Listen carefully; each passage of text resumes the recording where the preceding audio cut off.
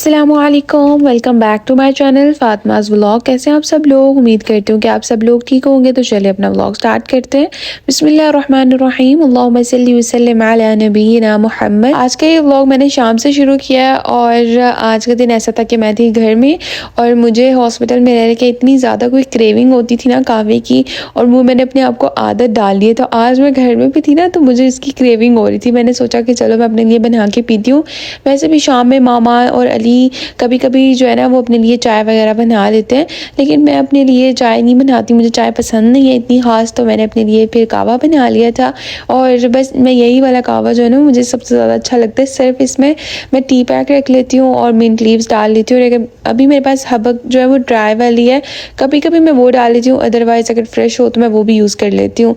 तो बस मैंने अपने लिए कहवा बनाया और उसके बाद मैं आ गई थी रूम में। और आज बहुत दिनों के बाद मैंने अपने लिए ना घर में कुछ स्पेशल, मतलब खुद से अपने लिए, मैं वैसे पहले कॉफ़ी बना लेती थी, कोई जूस कहवा बना लेती थी, लेकिन अब तो टाइम ही नहीं मिलता। तो बस आज मैंने बहुत टाइम के बाद ना अपने लिए खुद से मतलब कहवा बना के मैं अपने लिए बैठी थी कुछ टाइम खुद के साथ स्पेंड करने के लिए।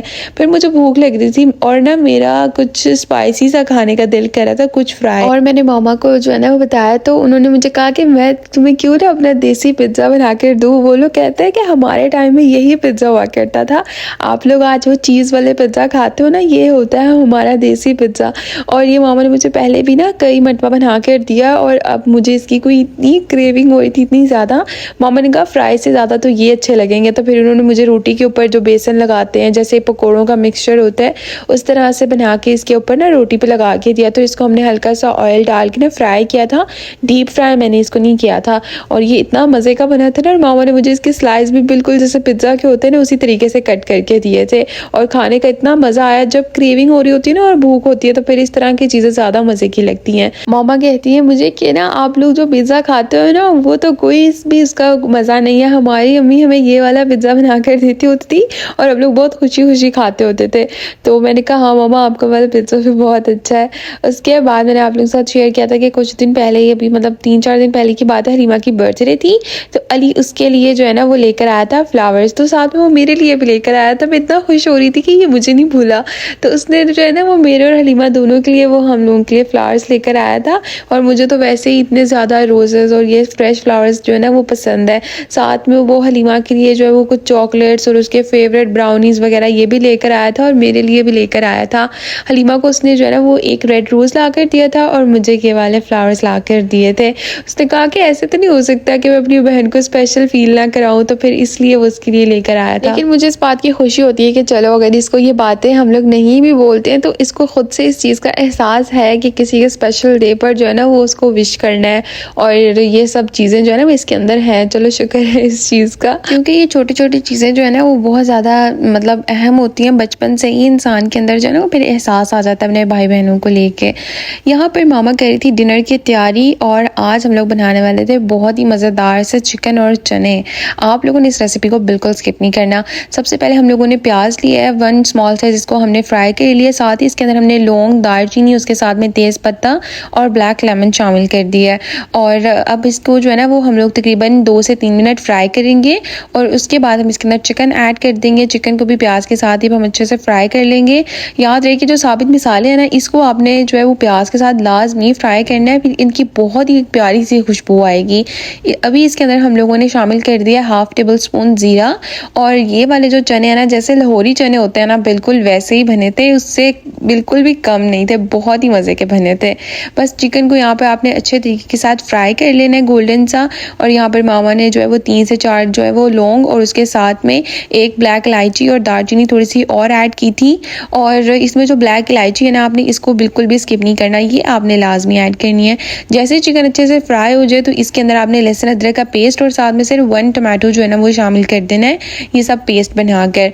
और अब आपने इसकी अच्छे तरीके के साथ जो है वो बुनाई करनी है।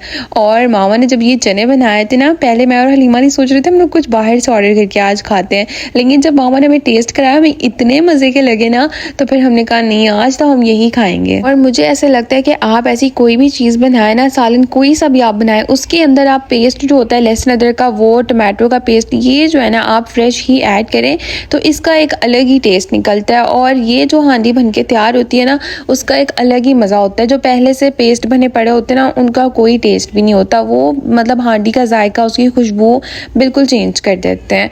यहाँ पर देखें हमने लहसुन अदरक की बुनाई कितने अच्छे तरीके से कर ली है, ये अच्छे से फ्राई हो गया है। अब इसके अंदर हम लोगों ने स्पाइसेस ऐड करने हैं, जिसमें हमारे पास है 1 tablespoon red chilli powder, half tablespoon red chilli flakes, 1 tablespoon इसमें सॉल्ट शामिल हो जाएगा। उसके साथ में थोड़ी सी कलौंजी ऐड कर देंगे, 1 टीस्पून हमने इसके अंदर हल्दी ऐड कर दी है और बस इसको अब हम दोबारा से अच्छे से मिक्स कर लेंगे। और इस स्टेज पे आपने इसमें थोड़ा सा जो है ना वो पानी ऐड करना है, बिल्कुल थोड़ा सा, ताकि जो मसाला है ना वो ना हांडी को लगे।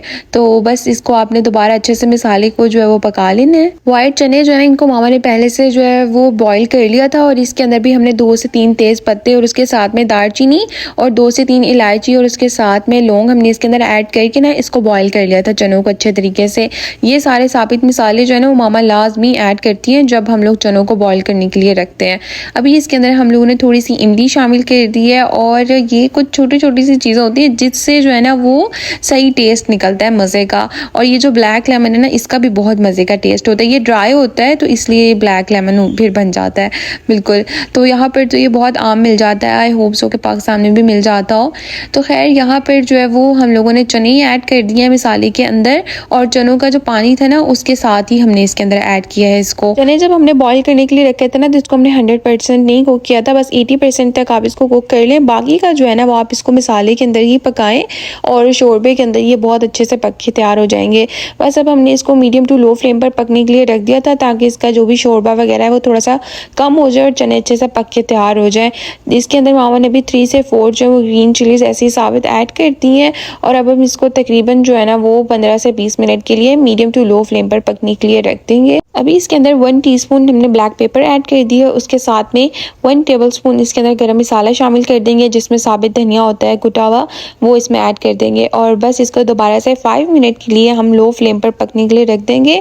और ये देखें यहाँ पे ऑलमोस्ट जो चने हैं ना वो बन के तैयार हो गए थे और बस इसकी थिकनेस इतनी से हमने रखी है, ज़्यादा आपने इसको जो है ना वो थिक नहीं करना है, इसका शोरबा बिल्कुल नहीं सुखाना क्योंकि फिर कुछ ही टाइम के बाद जो है ना वो ये मतलब खुद ही थिक हो जाते हैं। अभी इसके अंदर हम लोगों ने जो है ना वो जीरे का और उसके साथ में अगर आपके पास मतलब ये साबित लाल मिर्च है ना इसका आप तड़का लगा लें तो ये बहुत ही मज़ेदार चने बन के तैयार हो जाएंगे। देखें यहाँ पर जो है ना वो ये और भी ज़्यादा थिक हो गए हैं, इसका शोरबा भी जो है वो इसकी कंसिस्टेंसी आप चेक कर सकते हैं और ये माशाल्लाह से बहुत ही मज़े के बन के तैयार हुए थे। आप लोग भी ज़रूर ट्राई करिएगा, फिर मुझे बताइएगा कि आप सब लोगों को कैसे लगे।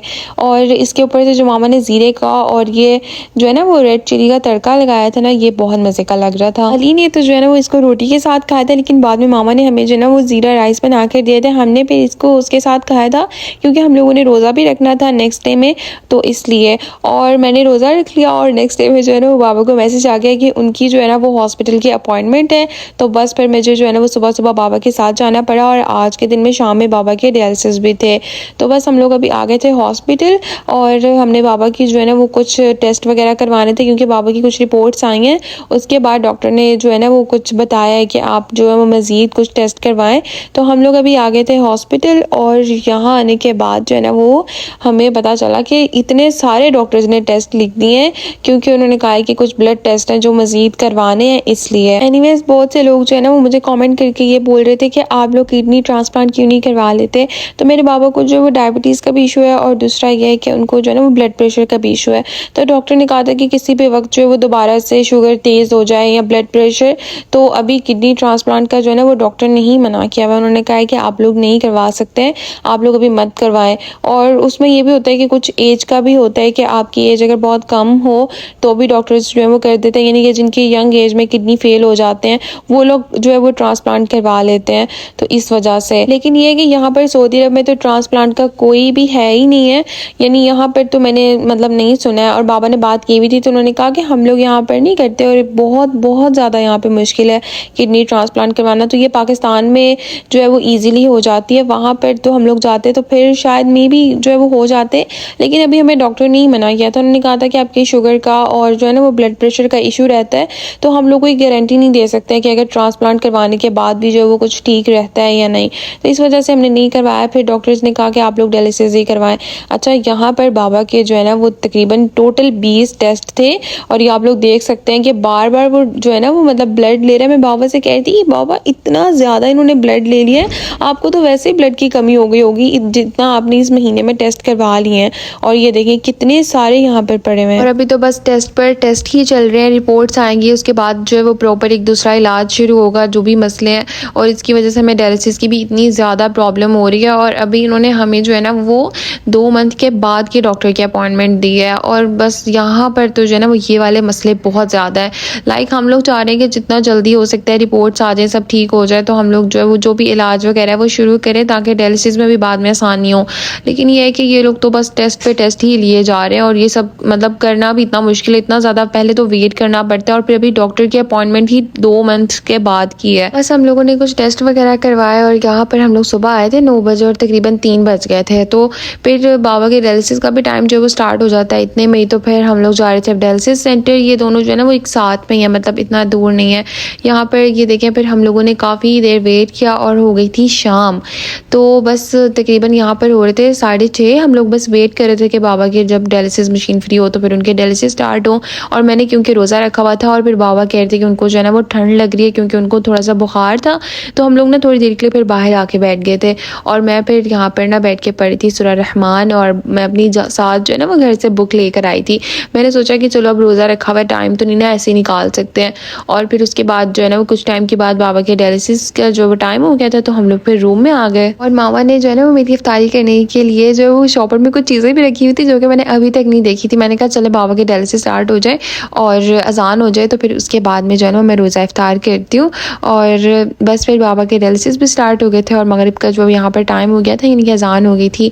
तो ये देखे मामा ने मेरे लिए कितनी प्यारी सी जो है वो डब्बी जो है ना इसके अंदर खजूरें और उसके साथ में किशमिश और कुछ ड्राई फ्रूट्स थे, अखरोट थे, इस तरह की चीज़ें रखी हुई थी। मैं इतना खुश हो रही थी ना, कसम से जो आपकी मामा आपके लिए कर सकते हैं ना इस दुनिया में, आपके लिए कोई भी वैसा नहीं कर सकता। मेरी तो वैसे ही मेरी लाइफ में मेरी बेस्ट फ्रेंड मामा है, और वो उनके सारे काम भी मेरे साथ जो है ना वो फ्रेंड्स वाले ही हैं। कसम से मामा को जो है ना वो मेरी हर एक चीज़ का, जाहिर सी बात है माँ से बढ़ के ज़्यादा तो कोई ख्याल रख भी नहीं सकता है, लेकिन मामा वो तो हर चीज़ इतनी परफेक्ट करती है। इवन ये हलीमा की चॉकलेट्स फ्रिज में पड़ी थी, मामा ने वो भी मेरे बैग में रख दी थी। और मैं इतना हंस रही थी, मैंने कहा अब हलीमा जो है ना वो फ्रिज खोल के देखेगी कि मेरी चॉकलेट्स कहाँ गई, और बाद में गुस्सा करेगी कि मेरी चॉकलेट मामा ने आप ही को दे दी है। और मैं सोच रही थी कि हलीमा की अभी तक मुझे कॉल नहीं आई कि फ्रिज में मेरी चॉकलेट नहीं है। हलीमा जो है ना वो अपनी चीज़ों को लेकर ना बहुत ज़्यादा पॉसेसिव होती है, और उसको ख़ास तौर पे जो उसकी चॉकलेट होती है, उसे चॉकलेट्स इतनी ज़्यादा पसंद है ना, जब भी अली बाहर जाता है वो चाहे दिन में 10 बार भी बाहर जाएगा ना, तो वापसी में उसके लिए चॉकलेट लाजमी लाएगा। इतनी ज़्यादा इसको पसंद है चॉकलेट्स।